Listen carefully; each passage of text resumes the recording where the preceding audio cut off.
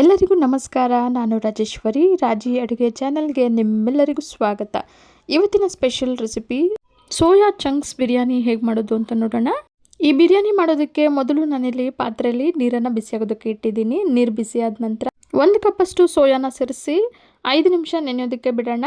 ನಂತರ ಬಿಸಿ ಸ್ವಲ್ಪ ಕಡಿಮೆ ಆದಮೇಲೆ ಕೈಯಲ್ಲೇ ಈ ರೀತಿ ಸೋಯಲ್ಲಿರೋ ನೀರನ್ನು ಹಿಂಡಿ ಇನ್ನೊಂದು ಬೌಲ್ಗೆ ಸೇರಿಸ್ಕೊಳ್ತಾ ಇದ್ದೀನಿ.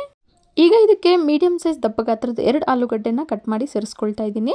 ನಂತರ 2 ಟೀ ಸ್ಪೂನಷ್ಟು ಅಚ್ಚ ಖಾರದ ಪುಡಿ, ಅರ್ಧ ಟೀ ಸ್ಪೂನಷ್ಟು ಅರಿಶಿನ ಪುಡಿ, 2 ಟೀ ಸ್ಪೂನಷ್ಟು ಧನಿಯಾ ಪುಡಿಯನ್ನು ಸೇರಿಸ್ಕೊಳ್ತಾ ಇದ್ದೀನಿ. ನಂತರ 1 ಟೇಬಲ್ ಸ್ಪೂನಷ್ಟು ಶುಂಠಿ ಬೆಳ್ಳುಳ್ಳಿ ಪೇಸ್ಟನ್ನು ಸೇರಿಸಿ ರುಚಿಗೆ ತಕ್ಕಷ್ಟು ಉಪ್ಪನ್ನು ಸೇರಿಸಿ 4 ಟೇಬಲ್ ಸ್ಪೂನಷ್ಟು ಮೊಸರನ್ನು ಸೇರಿಸ್ಕೊಳ್ತಾ ಇದ್ದೀನಿ. ನಂತರ 1 ಕೈ ಹಿಡಿಯಷ್ಟು ಪುದೀನ, 1 ಕೈ ಹಿಡಿಯಷ್ಟು ಕೊತ್ತಂಬರಿಯನ್ನು ಸಣ್ಣಗೆ ಹೆಚ್ಚಿ ಸೇರಿಸ್ಕೊಂಡಿದ್ದೀನಿ. ಅರ್ಧದಷ್ಟು ನಿಂಬೆಹಣ್ಣು ರಸನ ಸೇರಿಸಿ ಚೆನ್ನಾಗಿ ಒಮ್ಮೆ ಮಿಕ್ಸ್ ಮಾಡಿ 20 ನಿಮಿಷ ಮ್ಯಾರಿನೇಟ್ ಆಗೋದಕ್ಕೆ ಇಡೋಣ. ಸೋಯಾ ಮ್ಯಾರಿನೇಟ್ ಆದಷ್ಟು ಉಪ್ಪು ಖಾರ ಎಲ್ಲ ಹಿಡಿದು ರುಚಿ ತುಂಬ ಚೆನ್ನಾಗಿರುತ್ತೆ. ಇದು 20 ನಿಮಿಷ ಮ್ಯಾರಿನೇಟ್ ಆದ ನಂತರ ಕಾದಿರೋ ಬಿಸಿ ಕುಕ್ಕರ್ಗೆ 2 ಟೇಬಲ್ ಸ್ಪೂನಷ್ಟು ಎಣ್ಣೆ, 1 ಟೇಬಲ್ ಸ್ಪೂನಷ್ಟು ತುಪ್ಪನ ಸೇರಿಸ್ಕೊಳ್ತಾ ಇದ್ದೀನಿ. ಈಗ ಇದಕ್ಕೆ 2 ಪಲಾವ್ ಎಲೆ, 2 ಇಂಚು ಚಕ್ಕೆ, 2 ಏಲಕ್ಕಿ, 4 ಲವಂಗ, 1 ಮರಾಠ ಮೊಗ್ಗನ್ನು ಸೇರಿಸ್ಕೊಳ್ತಾ ಇದ್ದೀನಿ. ನಂತರ ಮೀಡಿಯಂ ಸೈಜ್ 3 ಈರುಳ್ಳಿನ ಸ್ಲೈಸಸ್ ಆಗಿ ಕಟ್ ಮಾಡಿ ಮೀಡಿಯಂ ಫ್ಲೇಮಲ್ಲೇ ಈರುಳ್ಳಿ ಎಲ್ಲ ಲೈಟ್ ಬ್ರೌನ್ ಆಗೋವರೆಗೂ ಚೆನ್ನಾಗಿ ಫ್ರೈ ಮಾಡ್ಕೊಳ್ಳೋಣ. ಈರುಳ್ಳಿ ಎಲ್ಲ ಚೆನ್ನಾಗಿ ಫ್ರೈ ಆಗಿದೆ.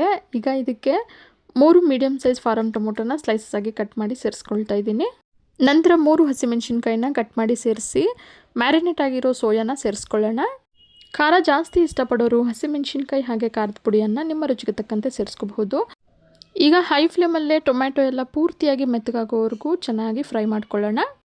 ಟೊಮ್ಯಾಟೊ ಎಲ್ಲ ಚೆನ್ನಾಗಿ ಬೆಂದಿದೆ. ಈಗ ಇದಕ್ಕೆ 3 ಗ್ಲಾಸಷ್ಟು ಸೋನಾ ಮಸೂರಿ ಅಕ್ಕಿಯನ್ನು ಮೊದಲೇ ತೊಳೆದು 10 ನಿಮಿಷ ನೆನೆಸಿಟ್ಟಿದ್ದೆ. ಈಗ ನೆಂದಿರೋ ಅಕ್ಕಿಯನ್ನು ಸೇರಿಸಿ 2 ನಿಮಿಷ ಫ್ರೈ ಮಾಡ್ಕೊಳ್ಳೋಣ.